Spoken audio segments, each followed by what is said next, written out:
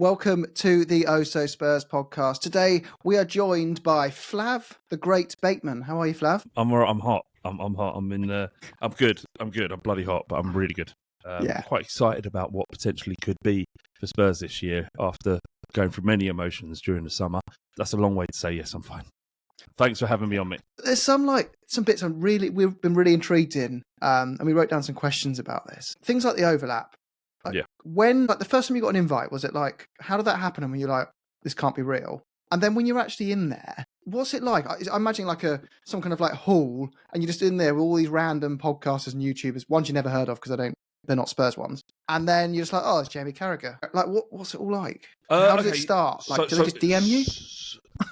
No. So what happened was, so the start would have been, when did Gary Neville interview Harry Kane? 3 years ago. Yeah. Well, so is that all it was? 3 years ago? Yeah. No, surely 4 years. Well, anyway, four. You're right. You're right. It doesn't. But the point, So the point is being like that. We heard that there was this show that Gary Neville, and bearing in mind they had no footprint at that point. The overlap wasn't a thing; it was just an idea, and so it was backed and funded completely at that point by a really popular betting brand that everybody's heard of, and if you watch the overlap, you know who I'm talking about. And a mate that I work with at a company called Ball Street, he had become a content creator or a video editor at that betting company that I mentioned, and he recommended to them that they should use me as the Spurs representative. That was it. That started way back when, and then from that point onwards, for whatever reason, they just kept inviting me back. So to answer your question in terms of, so it's a studio. What you see on the overlap is a corner of a studio or half of a studio, and you go in there. There is a degree of separation from the people, like Jamie Carragher, Paul Scholes, Wayne Rooney, whoever it might be. It ain't like we're hanging around with them. We're not. Literally everyone is in place. They wheel them out. And then at the end of the show, they go and we're just still sitting there. So it's not like we ain't all mates. I don't know Jamie Carragher or any of them. But yeah, I mean, on the show, when you're recording it, it is as what you see. It's very kind of a legitimate conversation. They're interested in what you say. And you know, I mean, I've done maybe 30 episodes now. So the novelty of seeing Jamie Carragher wears off. But what I would say, despite he's quite a divisive character, he's a very sort of down-to-earth, sort of humble bloke who wants to hear what normal supporters think about football, to be fair to him. So that I don't know what else to say other than that. It's not as impressive as it looks. I'm surprised, honestly. I don't mind doing it, and I think that the grief that comes with doing the overlap is significant. You can't explain the amount of attention you get from being on that, and largely negative attention. Sometimes things go right, like the clip that we did with Jamie Carragher when he said there's no chance we can win Europa League, and I was listening to him and I was like, this is brilliant. All I've got to say is something about like Tottenham are going to do it, and I said like, just you wait, and that was great because everyone thinks, oh, brilliant, we won it. But most of the time it's just generally abuse and grief that you get from being on the overlap, to be fair. How much? So how much do they cut out? Nothing. Unless someone says anything, nothing gets cut out. Wow. And that's the thing, is that you're sitting there and you realise there are millions of people that are going to see this through social for the social clips, but also on the YouTube channel on the overlap. You know, millions and millions of people are going to see it, and that, if you think about it too much, is quite scary because you get one shot at it. They don't say to you, "Oh, you messed that line up a little bit," or "You made a mistake about saying Romero is." What did I say? I said he's liable. His suspension record or something along those lines isn't great, and the reality is that his suspension record isn't that much worse than anybody else's in the league. You say the one thing, it goes out, and that's it. So you have to get it right as best as you can in that moment. But if you think about the amount of people watching it, it's a bit crazy. Is there pressure to like be a bit more? Because I imagine if you're always really sensible and you just say like, oh, you know, could go either way. I respect Tottenham's position in the table. You know, is there kind of pressure in a way to be like, well, I have to add value here by kind of, you know, saying what I truly feel and not trying to be too balanced all the time? Yeah, I mean, I think the easiest thing would be to be as balanced as possible so you don't create any waves. Being completely honest, everything I say I truly believe in, and I don't have any issue with saying what I think is true. There's no pressure from outside. Every time I've been available, they invite me on. So whatever I've been doing thus far, I just go along with, really. But I guess some people might feel like they need to play up a little bit, but I don't. I mean, honestly, if they said to me tomorrow, we don't want to do it with you anymore, then I'd be like, I don't have to drive up to Manchester every other week, so it's fine. So I'm not desperate to do it. I don't mind if I don't do it. If they replace me with another fan, I really couldn't care less. So there's no jeopardy for it for me. So I'll just say what I want to do. Do they pay you guys? If you can't answer that, don't worry. I was intrigued. Is it like more of like a profile awareness thing, or like is it? Oh man, if you can't say. No. Of course I can say. It's just a bone of contention. So for a long time they did, and then out of the blue they said they're not going to pay anymore, and you can do it or you don't have to do it. It's up to you. And I was like, well, I'll just keep doing it. I'm in a position where I don't have to worry too much about like paying the bills and stuff. So I felt like there's a value in doing it for the podcast, Fighting Cock podcast, and you know, given the fact that this is my full-time job, you have to build. It sounds so sappy, right? And I hate saying it, but you have to build a brand around yourself so you get booked to do work, basically. So all of that is great for so there's a value outside of being paid on it, but I think given fallout of every episode and how much sort of grief you get for it, they probably looked at it and said maybe we should pay them again, but it's a nominal amount. It isn't a great deal. And actually, Flav, kind of on the same vein, I'm quite interested in, having listened to the Fighting Cock for a long time and sort of seeing now with you're on TalkSport, or you're on the overlap and things like that. Like there's certain ways that in your own space that how you interact with your mates, and obviously even over time, probably the sort of slant on the Fighting Cock itself is become, like, let's say, cleaner maybe. And some of the. I remember the first time discovering it, and I was listening to it whilst gardening, so I had it on quite loud, and then I was suddenly aware of, hang on a minute, my kids are upstairs, and thinking I might need to just put the headphones on or something. I guess like it's quite interesting though, because like we're all, you know, we're only growing older, and we've got benefit from our experiences. Our families grow around us and stuff.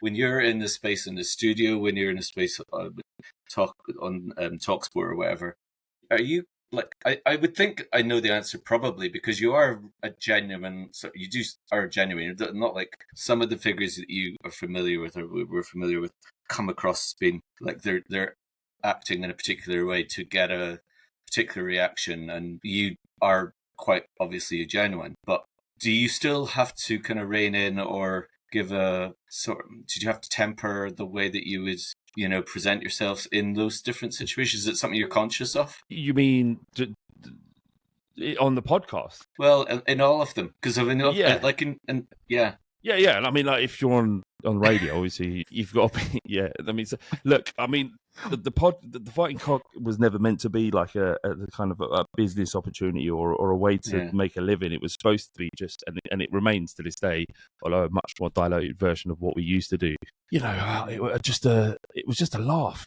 Yeah. And perhaps why it resonated with people was because we were just normal blokes who went to the football, went to Tottenham, and then we put everything that we would have spoken about in the pub on a podcast afterwards. And that was it. It was just a laugh to do. And Fighting Cock for many years was a passion project. Well, not a passion project. It's too fucking jargonistic. It was just a thing that me and my mates used to do. We'd meet up, we'd have a few beers, talk about the football, put it out. Whoever listened to it, great. If they don't listen to it, who cares? It's fine. So the stuff that would come out of our mouths, you know, do I wince now to a certain degree because I'm now 43 and not 31 when we started. And you change and you realise people are listening, and they're telling you they're listening, and they're telling you the stories that you've told. And, you know, the story of Ricky falling down in the Green Man pub in Wembley in a cliff where it's like a hill full of piss, and like that. People still talk to us about that, right? And it's probably not a story we'd tell right now, but you know, the point is that it was just a pure football lad sort of culture that was relevant back then. But as you get older, you can't keep talking about wank jokes. You know, at 43, it's just not funny anymore. So you say that.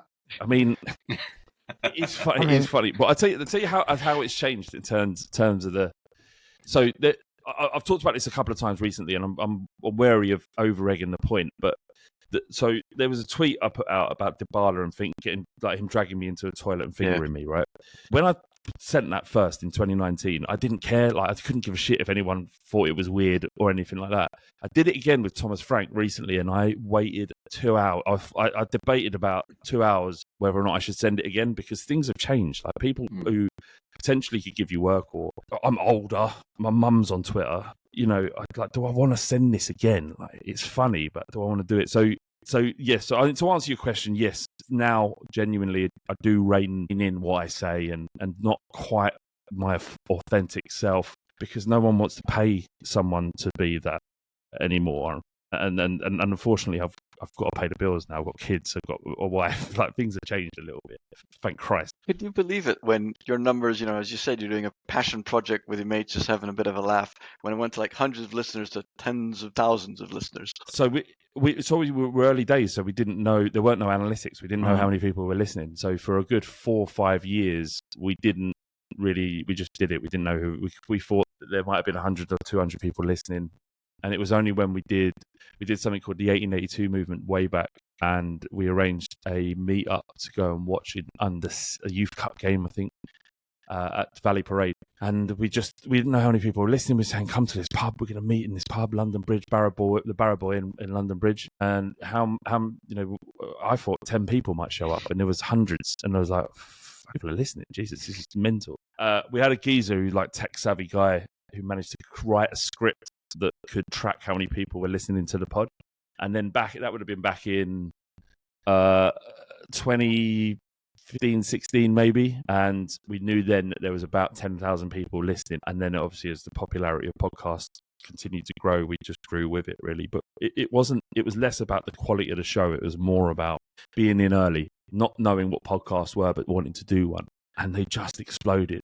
Like, we know that there's over 100 Spurs podcasts right now. When we started, there was 2, 3, and then we were just so lucky to start then and be carried along in a wave. If we started now, you guys have done so well in order to break through and for people to listen. There are so many podcasts that start and give up after 7 episodes. So what you guys have done is much more impressive than what we've done. We were just lucky to be there at the beginning before podcasts exploded.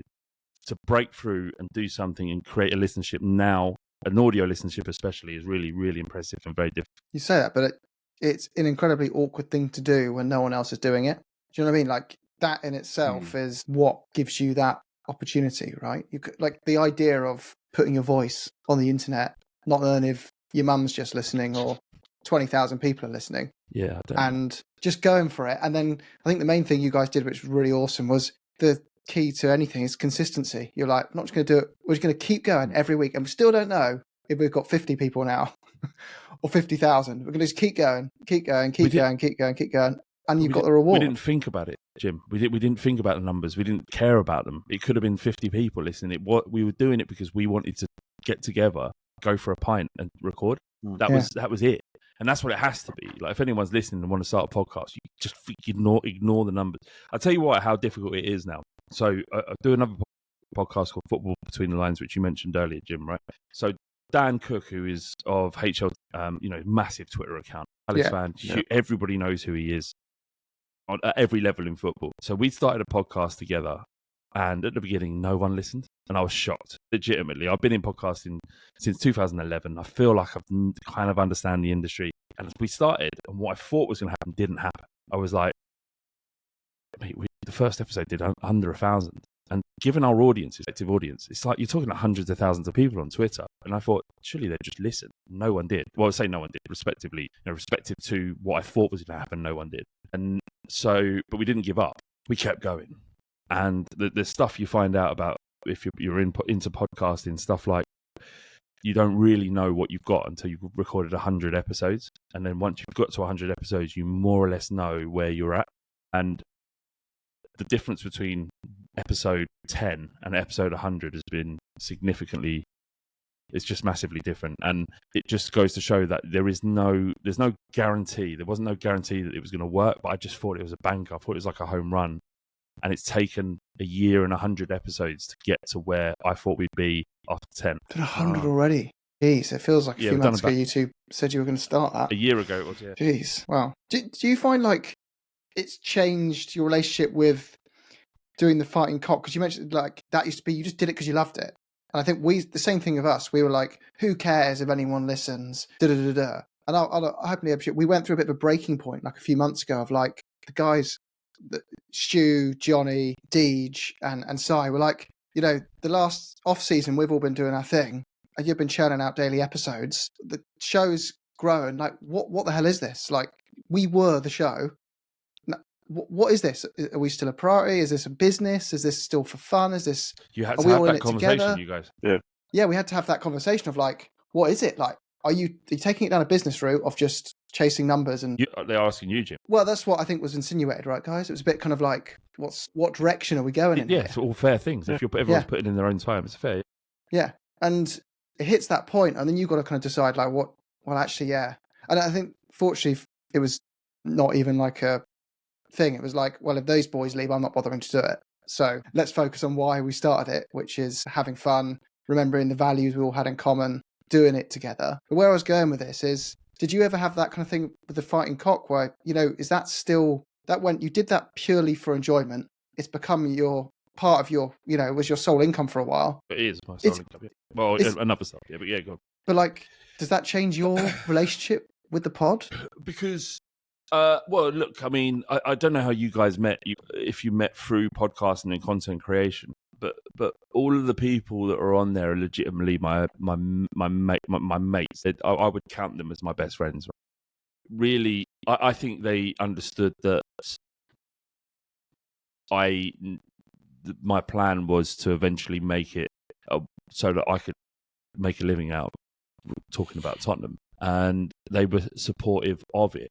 We weren't building something we weren't building a business together. We were building the podcast together, and they were just really like, do what you got to do. Like if you what happened was essentially I got a job at a company called Ball Street for 4 years, which taught me everything I needed to know about the business behind podcasting and content creation. So I had so much more information than I did before when we just started the podcast for a hobby, something to do. So I just had tons more information basically, and I knew that I had something that, given the audience, that I could earn a living out of. I could make this work, and it wasn't even a question really.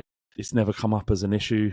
I pay them that they'll do stuff, and everyone gets paid to some degree, but obviously it's the Fighting Cock in a practical sense is belongs to me as a business entity. No, I think they were just happy. I mean, the Fighting Cock, you listen to the Fighting Cock, and barring the adverts and the read, you can't really tell that there's any difference at all. No. But all of the other work in terms of the admin and building relationships with brands and working with companies like Sports Social, that's like the day-to-day of running the Fighting Cock. So that's what I do. That's my job. The recording of the podcast isn't really a job, really. That's still the fun bit.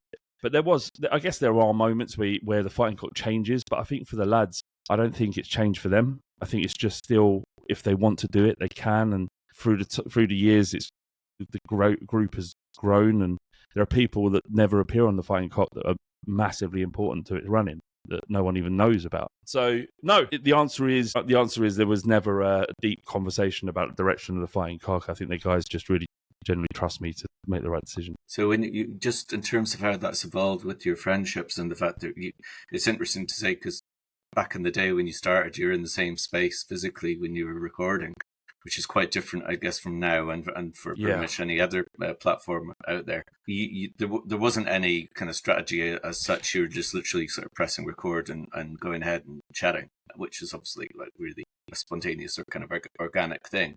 Do you think that, I mean, inevitably over time, within a friendship group, you've got people who have the different kind of role as such. There's, everyone might enjoy a bit of crack, but there's usually somebody who's a little bit more cheeky, or there's sort of different dynamics. Do you find that I think in the case of the Fighting Cock, that's still very sort of prevalent. That's very, very present. But I wonder, because there's times when you sort of feel like you don't know anything about something. I have that personally all the time. And, if you're going to be talking about, if we were going to be talking about the Burnley game tomorrow, for example, I would have gone online to figure out a few things. Okay, and there's a few interesting things.